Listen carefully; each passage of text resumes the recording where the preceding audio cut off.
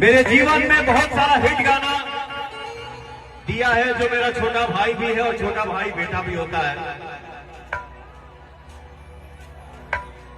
एगो भोजपुरी में एक कहावत कहा जाला कि देखन में छोट लगे घाव करे गंभीर।